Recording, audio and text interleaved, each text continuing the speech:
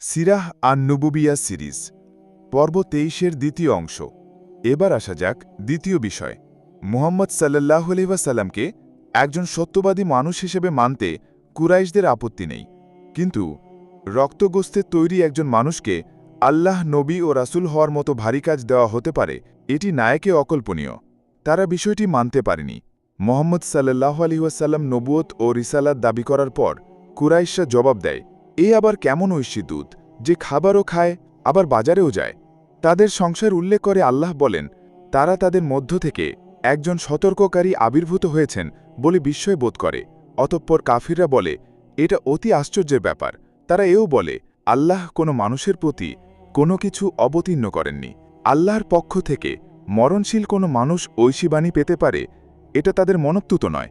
তাদের এই ধ্যানধারণা খণ্ডন করে আল্লাহ বলেন, তাদের জিজ্ঞেস করুন, তাহলে ওই গ্রন্থ কে নাজিল করেছিল যা মূসা নিয়ে এসেছিল, যা এক আলোকবর্তিকা এবং মানুষের জন্য পথনির্দেশ। কুরআনে বহু ঘটনা উল্লেখ করা হয়েছে যেখানে রক্ত মাংসের মানুষকে তার জাতি নবী বলে মানতে চায়নি। তাদের বক্তব্য ছিল, তুমি তো কেবল আমাদের মতোই মানুষ। নবীগণ জবাবে বলেছেন, হ্যাঁ, আমরাও তোমাদের মতো মানুষ বটে, কিন্তু আল্লাহ তার বান্দাদের মধ্য থেকে যাকে চান তাকে অনুগ্রহ দান করেন। মূল কথা হল, প্রত্যেক নবী রাসূলই মানুষ ছিলেন। মুহাম্মদ সাল্লাল্লাহু আলাইহি ওয়াসাল্লাম এর ব্যতিক্রম নন। আর অতি প্রাকৃতিক ফেরেশতারা যদি নবী রাসূল হয়ে আসতেন, তাহলে রক্তগোস্তে গঠিত এসব মানুষ তাদের অনুসরণ করতে পারত না। শুধু বার্তা পৌঁছে দিয়ে ক্ষান্ত হওয়াই তো নবী রাসূলের কাজ নয়, বরং আসমানি বার্তাকে জমিনে কিভাবে প্রয়োগ করতে হবে সেটা দেখিয়ে দেওয়াও তাদের কর্তব্য। মানুষের চেয়ে ভালোভাবে সেটা আর কে পারবে? ফেরেশতা পাঠানো হলে মুশরিকরা আবার এই আপত্তি করত, এইসব অতি প্রাকৃতিক সত্তা যা পারে আমরা কিভাবে তা পারব? প্রজ্ঞাপূর্ণ এই বিষয়টি বর্ণিত হয়েছে এই আয়াতে। যদি আমি কোনো ফেরেশতাকে রাসূল করে পাঠাতাম, তবে তাকেও তো আমি মানব আকৃতিতেই পাঠাতাম। এতেও তারা ওই সন্দেহই করত যা এখন করছে। আরব পৌত্তলিকরা যেহেতু ইব্রাহিম, ইসমাইল, মুসা আলাইহিসসালামকে নবী বলেও স্বীকার করত, আবার তাদের মানুষ বলেও মানত, তাই মুহাম্মদ সাল্লাল্লাহু আলাইহি ওয়াসাল্লামের বিরুদ্ধে সেই আপত্তি আর ঢোপে টিকল না।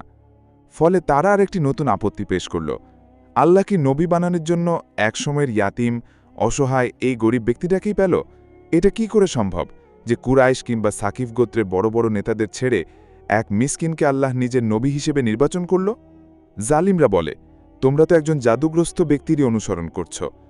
অধ্যায় ইসলাম নিয়ে মুশরিকদের আপত্তি উত্থাপন।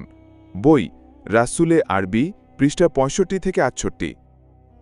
আসসালামু আলাইকুম রহমতুল্লাহি ওয়া বারাকাতুহু। আপনারা যেমনটি জানেন, আসমানের আয়োজন একটি অলাভজনক প্রতিষ্ঠান, আর আমরা আমাদের ভিডিওতে কোনো বিজ্ঞাপন চালাই না। আলহামদুলিল্লাহ, দাওয়ার এই আলোর পথে আপনিও হন আমাদের সঙ্গে। সাবস্ক্রাইব করুন আসমানের আয়োজনের ইউটিউব এবং মাহফিল চ্যানেলে, আর ছড়িয়ে দিন আল্লাহ সুবহানাহু ওয়া তাআলার আয়োজন। আসমানের আয়োজন, দুনিয়ার আবেশে আসমানের আয়োজনে।